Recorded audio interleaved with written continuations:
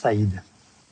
Mon cher Jacques, tu as raison de penser que pour devenir un homme d'oraison, il est nécessaire de discipliner ses instincts, d'ordonner ses tendances, de réaliser l'unité intérieure.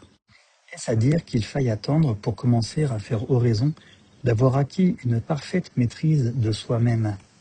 J'en suis moins sûr que toi. Mais avant de t'exposer mon point de vue, j'aimerais que tu lises la lettre qu'un ami m'avait envoyée, il y a quelques 20 ans, et que récemment j'ai retrouvée. Je la recopie à ton intention. Me voici de nouveau après de longues années d'absence en cette ville d'Afrique du Nord que j'aime tant. Je vois des parents retrouvés, des amitiés renouées, des visages souriants. J'ouvre les yeux aux palmes balancées dans le vent, aux vieilles pierres dorées de soleil, et ma main faire 1000 mains. Au milieu du tohu-bohu de l'arrivée, une surprise. Saïd, mon vieux Saïd, vient à moi en m'accueillant du classique souhait de bienvenue. Ahlan wa salam. Qu'il soit demeuré dans ma famille, il est à notre service depuis 25 ans, n'offre en soi rien de surprenant. C'est autre chose qui m'étonne. Je l'avais connu querelleur, susceptible, brutal, coureur de filles et buveur incorrigible.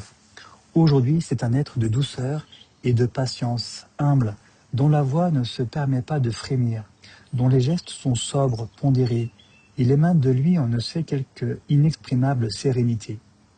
Pour élucider le mystère quelques jours plus tard, je questionne Saïd, comme m'y autorise notre amitié. « Dieu l'a voulu, répond-il. Dieu a voulu cela.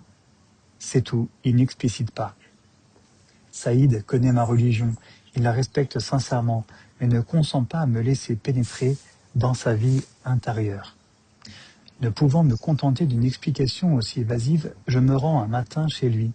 Il habite au cœur du quartier arabe, dans une de ces maisons aux murs blanchis à la chaux, qui sont d'ordinaire de vraies cours des miracles. Il y vit avec son épouse Zora et le petit enfant abandonné qu'il a adopté.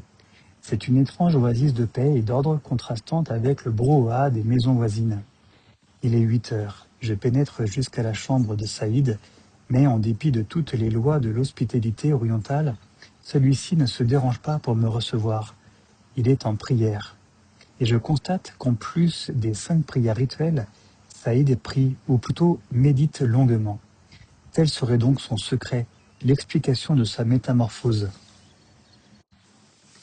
Tandis que j'attends, on me raconte que tous les jours, il commence à prier dès l'aurore, puis se rend à son travail, qui le retient jusqu'au milieu de l'après-midi. De retour chez lui, il reprend sa prière, et pendant ce temps, toute la maisonnée fait silence. Après seulement, le va-et-vient des visiteurs se déclenche, car Saïd est bien connu dans son quartier et ses voisins viennent lui demander conseil. Il apaise les 1000 querelles quotidiennes que l'on soumet à son arbitrage.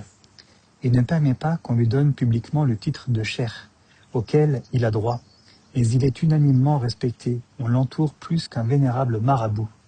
Il bavarde volontiers, ses paroles sont empreintes d'une sagesse et d'une douceur bien étonnante pour qui a connu le Saïd d'autrefois.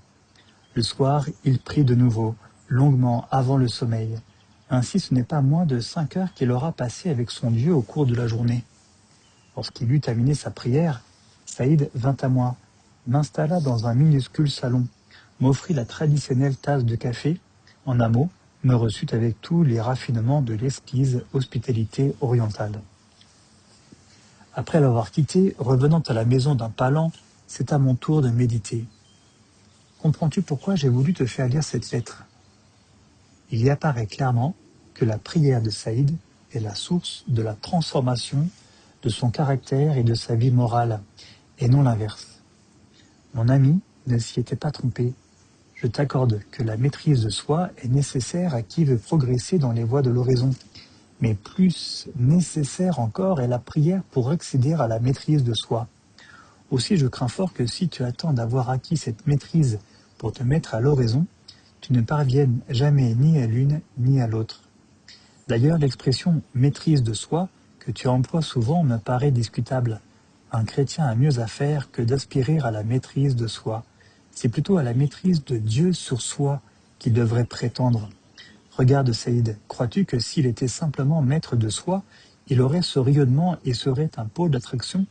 C'est à travers son caractère transformé et apaisé, la présence en lui d'un autre qui rayonne et qui attire. Cherche donc Dieu, livre ton esprit à l'emprise croissante de son amour. Tu ne tarderas pas à constater que l'ordre et la paix, progressivement, s'instaureront en toi. Écoute saint Augustin exprimer avec vigueur et clarté cette grande loi de la vie spirituelle. Il convient que ce qui est inférieur soit soumis à ce qui est supérieur. Celui qui veut dominer ce qui lui est inférieur doit se soumettre à ce qui lui est supérieur à lui-même. À Dieu ta propre soumission, à toi la soumission de la chair et de toutes ses tendances. Quoi de plus juste, quoi de plus beau, tu es soumis toi à ce qui est plus grand que toi, ce qui est plus petit que toi, t'es soumis à toi-même. Que si tu enfreins la première loi, à Dieu ta propre soumission, tu n'obtiendras jamais que se vérifie la seconde, à toi la soumission de la chair. Et pour parvenir à cette soumission à Dieu de tout ton être, il est un moyen privilégié, l'oraison. Saïd en témoigne, mais aussi tant de chrétiens tout au long des siècles.